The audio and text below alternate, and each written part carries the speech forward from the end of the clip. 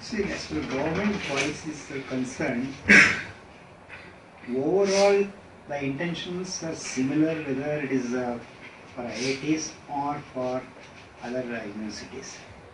But one thing, perhaps funding to new IITs perhaps is much new IITs, not only new IITs, IIT system.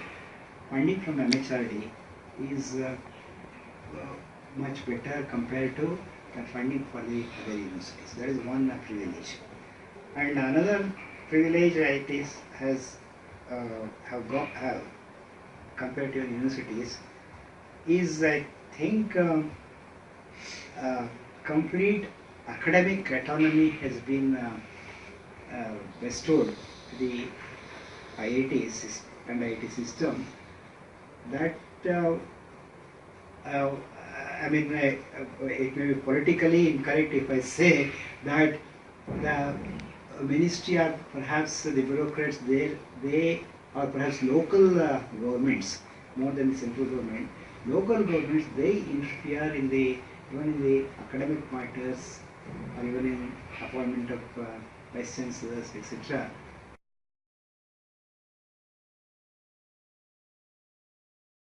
I think it's very different. It's clear to me that this IIT aspires to be more than an institute of technology. In fact, IITs, as you know, started with a certain vision way back in the 1950s. But producing engineers, good engineers, is something that lots of institutions can do. IITs do it by default, whether they want it or not, it's happening. And IITs also do it. And IIT engineers are not bad. I mean, they're quite as good as others. Some private institutes of technologies also in North India, South India also do quite a good job of producing engineers.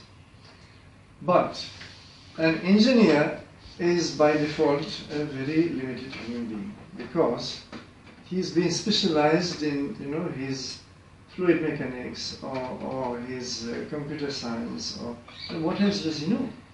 He doesn't know anything about the world, he doesn't know anything about India more than what he might happen to know by the side, but the institute hasn't taught him any of that. So of course IITs do have humanities department, but their role, what I've gathered from other IITs, is that their role and place and function is rather minor.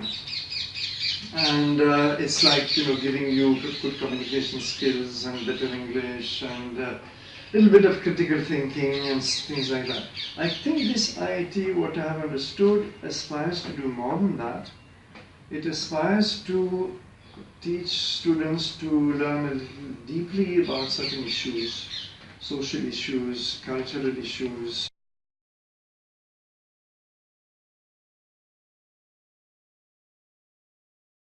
It depends upon the sort of orientation and attitude of the two institutions that they take.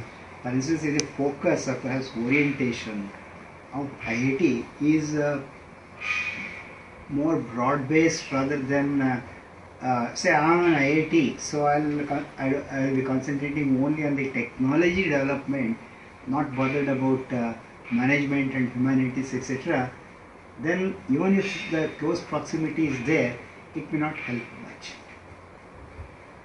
On the other hand, as an IIT, if you take, even though we are named as Indian Institute of Technology, the social development, management aspect concerned with that, and development of science and other things, these are also equally contributing and supplementary or complementing to the pure technology. One takes that, then the two institutions can collaborate well. And I think IIT Gandhinagar is leveraging the closeness of IIM over here.